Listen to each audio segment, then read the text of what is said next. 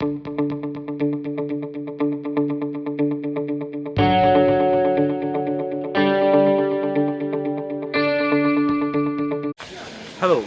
welcome to the fourth edition of Walk a Mile, and I am Shillong PGPEx initiative.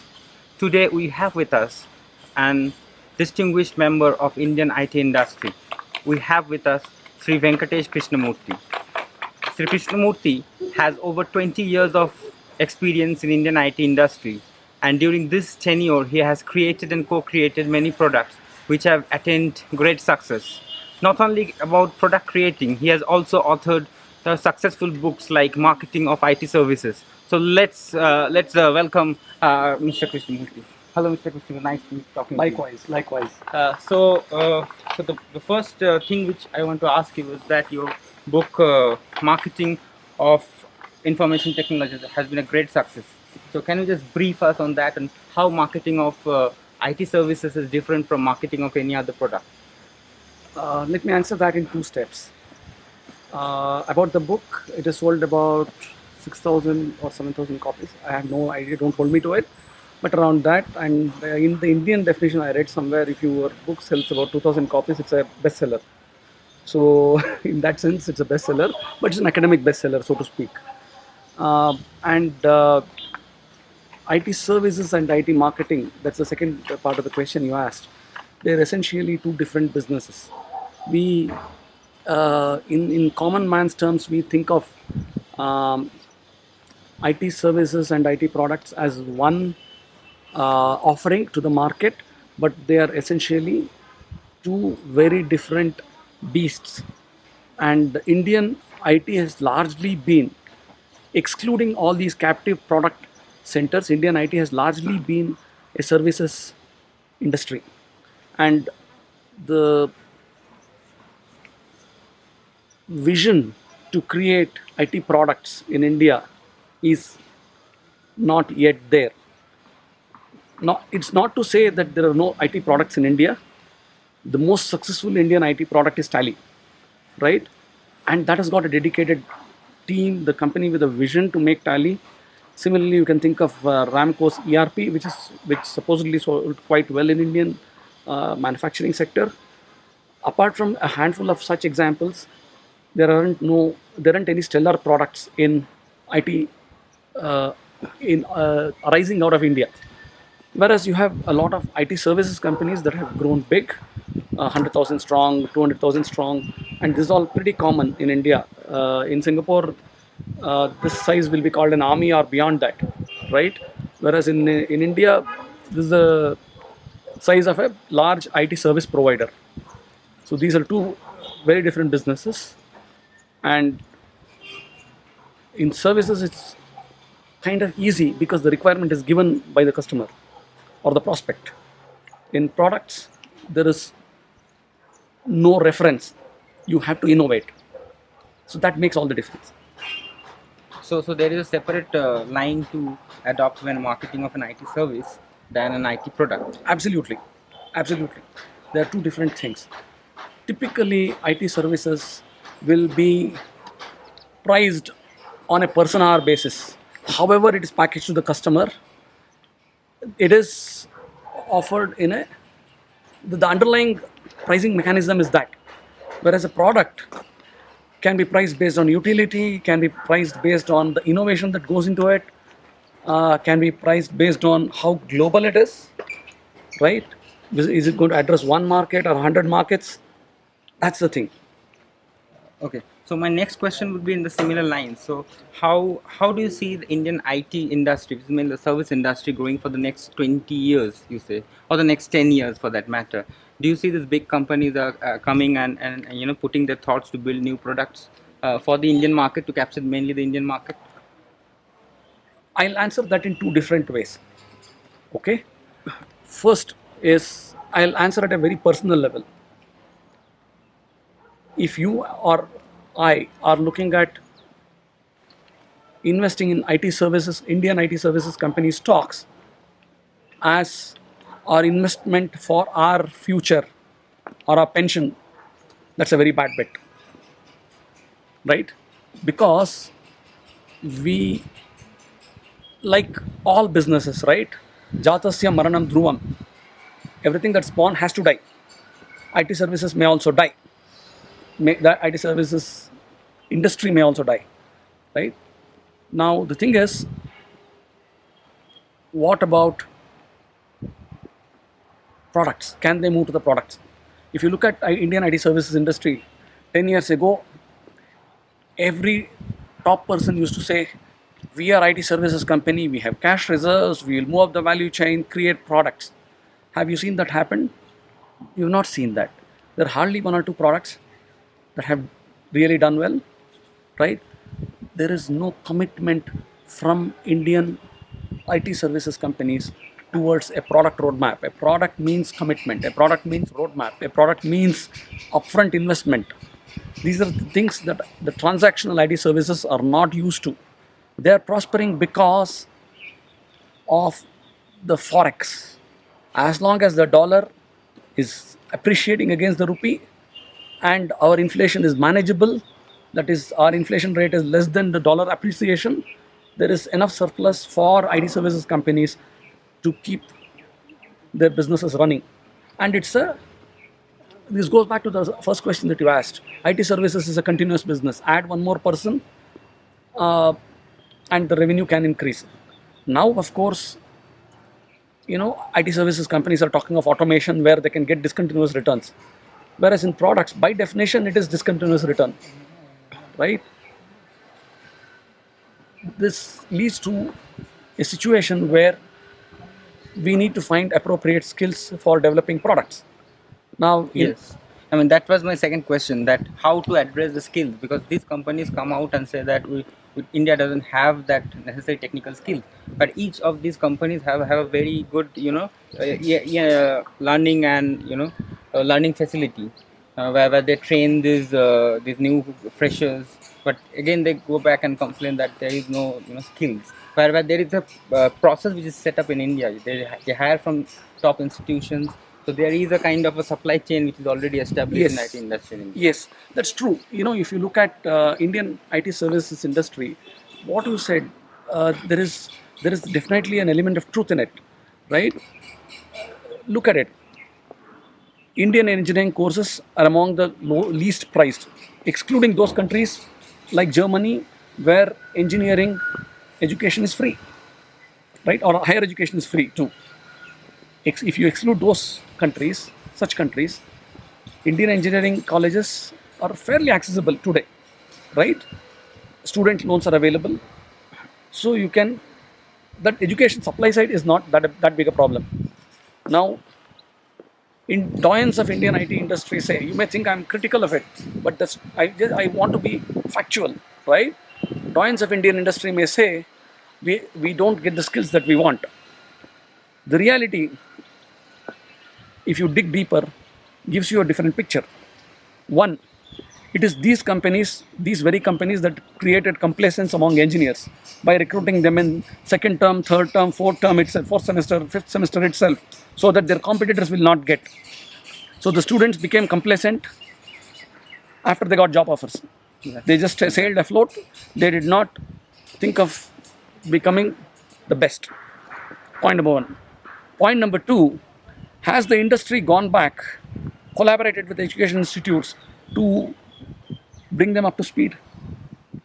Very few institutions. Hardly. Very few companies. Hardly any, right? At least if you look at some good institutes like IIIT or Indian Institute of Science or IIMs, they have incubators. Yeah. That gives some incentive for the students to think out of the box, come out of the mediocrity, right? And do something better than others. And skill, I don't see is a problem in the current scenario. There are two reasons. One, IT services, like we discussed, is not a growing industry anymore. So the demand has come down for skilled engineers.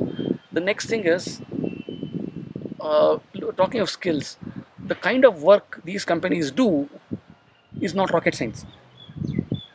So there is more and abundance of skill than that is necessary. I like to take a contrary view. You may be surprised, right? There is abundance of skill, right? We have enough skills, and when you get into an IT industry, you need to understand the methodologies, the principles of software engineering, or whatever engineering, basically IT engineering. And of course, the last thing is the tool, the tool that's going to be used in uh, in the productions, in software development, software IT engineering. I mean, it's not just development, right? IT has hardware, software, design, maintenance, support, a whole lot of stuff. So that's one. And if I can go back to your other question, the future of software services industry, globally speaking, future of conventional software services industry is bleak, because the product companies have themselves got into the game offering product as a service, right? So you have software as service. So Software as a service, platform as a service. Yeah. That means if Amazon is offering a platform, infrastructure maintenance companies will have to be scared, because they don't get that infrastructure maintenance. Amazon does all that in-house. Everything is automated, right? At the most, they will get a one-time business which is migrating from customers' in-house IT to Amazon Cloud. I'm just giving you an example. It's a placeholder. It can be Amazon Cloud, it can be IBM Cloud, it can be HP Cloud, whatever, right? So what happens is, what used to be a recurring business has now become one-time business. And that one-time business also you may not get, because the cloud provider may offer it as an incentive. I will do a free migration from your in-house system to my cloud, so that you don't have the exit barrier or migration barrier. Yes. For example, if you start a new company, for the first year, Amazon will give you free services almost. Yes. Microsoft, if you are part of BizSpark program, it will give you 3-year subscription of $150 per user of your company for 3 years, right? So it is fantastic. Okay, so talking about skill, there is a buzzword which is going on in the industry, that is analytics. Right. So we want to demystify analytics. How do you explain analytics? We have sales analytics, we have big data analytics, pricing analytics, all those things. So and what are the skills that we as a B school graduates can pick up? Is it more focused on the domain side which you can take up, or it's a technology that we have to learn and adapt? See, technology is a horizontal, is always an enabler platform, right? And that will be the business of IT folks. As B schools, we should look at, of course, we should create newer algorithms, right? Then we should also look at specializing in the domain. Now, I'll come back to analytics and then discuss this in a little greater detail. Analytics is a service, so essentially it's not a product business, it is a services business, right? So that may be the next horizon of these IT services companies. Why? Analytics is an IT enabled service. When Indian IT industry could not, IT services industry could not move up the value chain to make products, they moved down the value chain to BPO. Yeah. Right? But analytics will hopefully get some premium pricing for a few months, for a few years, and not beyond. I mean, that will also get commoditized. There will be high-end analytics like e-discovery, right, for legal domain. Now, there are a lot of VCs who have invested in e-discovery companies in India already. Analytics is, we talk about analytics as in it's data analytics, digital data analytics now, but that was already happening. Companies were doing medical analytics. The X-rays were being analyzed in Indian BPOs, right? So it has already begun. There is a bigger umbrella definition that needs to go to analytics, right? Okay. Now moving on to the startup. There's a great startup culture which has come to India from the West. We see a lot of IT startups. So what would be the constraints that an IT startup typically face in Indian scenario? Is there a lack of mentoring, or lack of government, subsidy or something? If I can look at it in a holistic way and try to classify it, it's like if I do a Pareto, 80% of the problems are coming from the processes. Yeah. The remaining 20% problems are not the process problems. For example, government announced startup policy earlier this year, right? This year, right? I think it was this year. Yes, it was this year. And so what's happened is those things have not been implemented. You approach incubators, they say there is a certification process because startups only within approved incubators, there are some 10 or 15 conditions. You have to meet some of those conditions to get all the tax benefits that you talked about. And you can get those. It's not that you cannot get it. But you'll have to see, there's so much search cost involved, right? That is one. Second, there's no problem of needing mentors or there are abundant mentors. There is an ecosystem where you can find mentors. For example, there is a website called F4S. If I don't remember the website. Don't hold me to it, please. So this website provides platform. There's a Let's Venture. Yeah. There are a lot of such sites which will help you raise capital, which will help you get mentors, right? That's not the problem. I mean, another thing is that the founders they are losing their interest. They're losing their focus. You see that for the first 2 years, I mean, they carry on, but again, they lose their focus. So somebody has to be there who can hold on to their interests. That is not. That's fairly common, and that's not a systemic problem. That is a problem with the founders because they want to make a quick exit. They want to make high valuations early on in the. See, the startup doesn't mean you sell $1 million outfit tomorrow from nothing. No, starting with nothing from today. Yeah. Right. Startup means you start small, you grow it, and then you get a decent valuation, and then you may want to exit, you may want to continue, you may want to merge. That's later. But this expediency to make money early on is what disillusions investors and as well as co-founders, right? So that has to be overcome. It's a behavioral issue. It's not a systemic issue. Government cannot do much about it. Yeah, if as a private enterprise you want to exit early on and make money, so that's not correct. Yeah, that is agreed. Since our program is on India-China business, so I want to ask you one question on that. Can India and China found a common ground where they can collaborate, on this kind of bringing quality IT services and infrastructure, IT infrastructure, or will China always be seen as a threat to India as an IT competitor, potential IT competitor, or there is something common which we can work on? See, if we as Indian diaspora or Indians work with the US in building their technology platforms, technology products, I don't see a reason why it cannot happen with China. Extending it, right? We can just replicate the model. English may be a minor thing, but you can't say Chinese are not skilled in English. The new generations would be okay. Or what stops us from learning Chinese? Right? As it is, we speak so many languages, right? So, many constitutionally recognized languages and over 700 dialects. Yeah. So learning Chinese is no big deal. We will learn. And we can collaborate. How can we collaborate?